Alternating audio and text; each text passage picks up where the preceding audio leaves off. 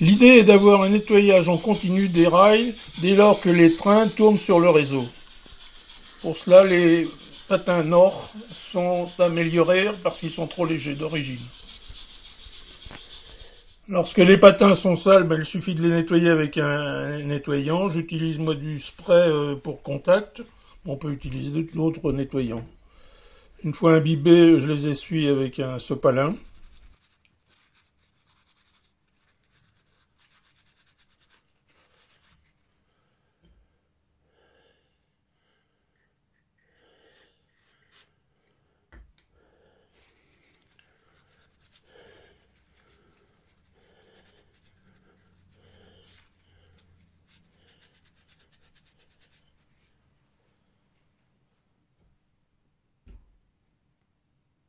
Ils se clipsent simplement sur les essieux des wagons. Les wagons qui n'ont pas de timonerie de frein. Sinon, il faut charcuter un peu ou choisir d'autres wagons. Lorsque le feutre est usé, je remplace simplement le patin par un neuf sur lequel je replace mon lest.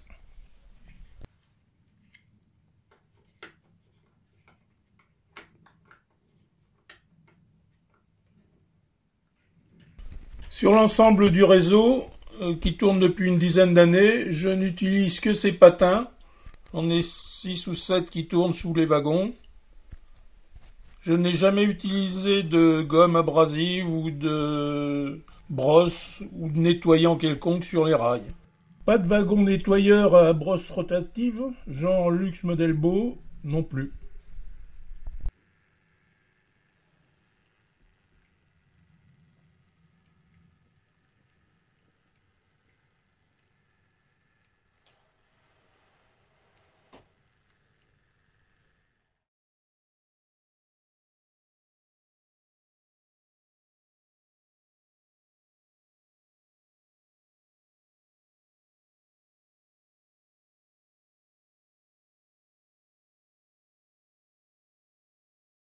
Je leste mes patins avec une bande de plomb de 1 mm d'épaisseur, largeur 25 mm, avec des entailles qui permettent d'achevaler le support du patin. Les pattes sont repliées et serties entre guillemets avec une pince.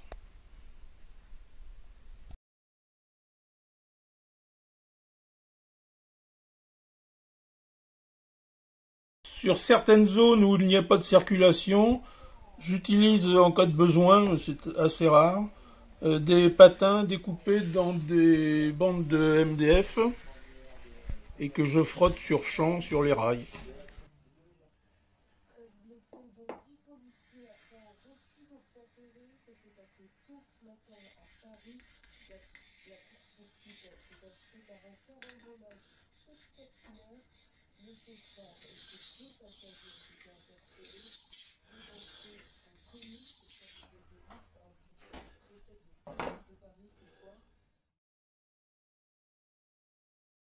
Voici la conception d'étui vitrine pour le stockage de trains complets en dehors de mon réseau, cela afin de décharger un peu ce réseau et par la même occasion de leur éviter la poussière. L'idée m'est venue dès l'origine de la construction du réseau à la vue des produits d'un fabricant allemand, malheureusement difficile à trouver en France et d'un coût assez élevé. Mais j'avais déjà, dès cette époque, réservé une voie pour l'accostage de ces étuis. Récemment, un modéliste pêcheur, Laurent, vu sur une vidéo du grand défi LR Press, m'a fait découvrir une solution d'un coût modique, à savoir l'utilisation de tubes de protection pour canne à pêche avec des dimensions parfaites pour le hachot, à savoir 7,5 cm par 4,5 cm et de 2 mètres de longueur. Pour le montage, j'ai d'abord rigidifié les rails souples Peco code 75 en l'alignant sur une règle et en collant à la cyano les deux rails aux traverses. Des trous à l'arrière des traverses permettent de déposer une goutte qui descend jusqu'au rail. Ensuite, le rail est collé avec de la colle à bois sur un champ plat de 19 par 4,5 mm qui améliore encore la rigidité et permet d'épouser le fond du tube arrondi. Cet ensemble est glissé dans l'étui et collé aux extrémités avec de la colle à bois sous le champ plat et sur une 15 à 20 cm de longueur, puis renforcé avec quelques points de cyano sous les bouts des traverses en contact avec le tube. Pour supporter les étuis en position accostée au réseau, j'utilise des supports de smartphone découpés pour s'adapter au tube, un fixé sur un pied photo et donc réglable, et l'autre fixé sur un poteau à proximité de la voie d'accostage. Ce dernier est mobile pour ne pas engager le passage devant le poteau. À noter que ces étuis sont un peu moins translucides que ceux du fabricant. Pour le dispositif d'accostage, j'ai utilisé sur chaque rail une paire d'éclisses Speco. Elles sont soudées sur un tronçon de plaque de circuit imprimé. L'ensemble est soudé sur 2 rails côté réseau, tout cela formant un ensemble assez rigide. Les éclisses côté recevant l'étui vitrine sont légèrement ouvertes pour faciliter le coulissement lors de la présentation du tube, pas trop pour que la continuité électrique reste assurée.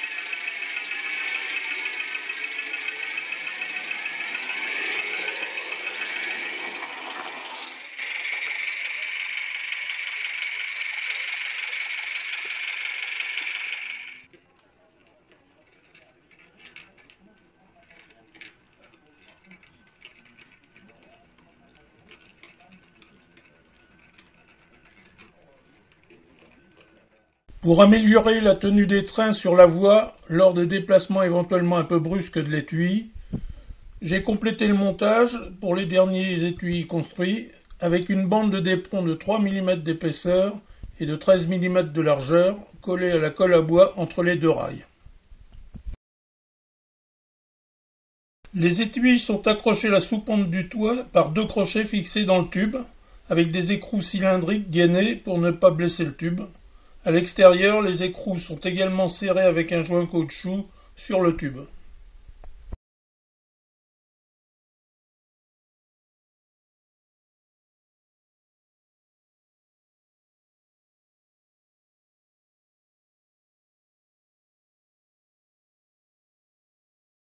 Si.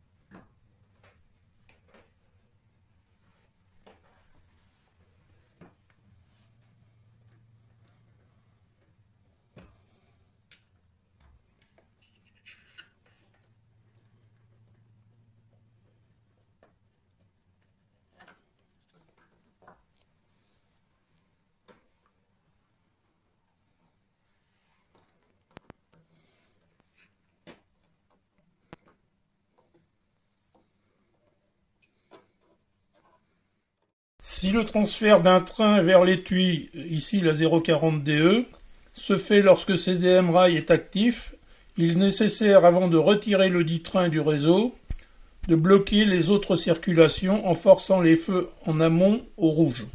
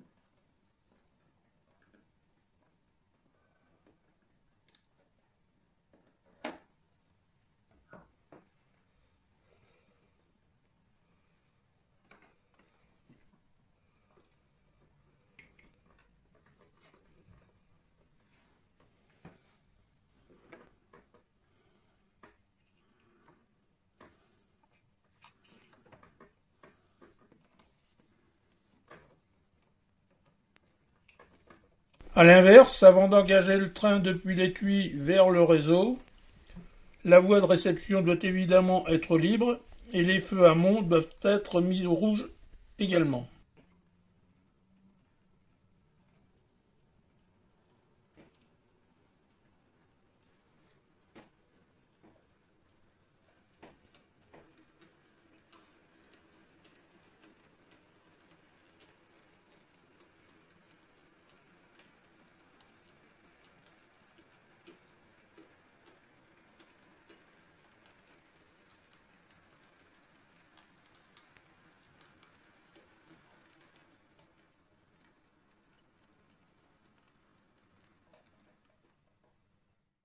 Une fois le train réel positionné sur le réseau, on doit le déclarer dans CDM et lui remettre son itinéraire éventuel.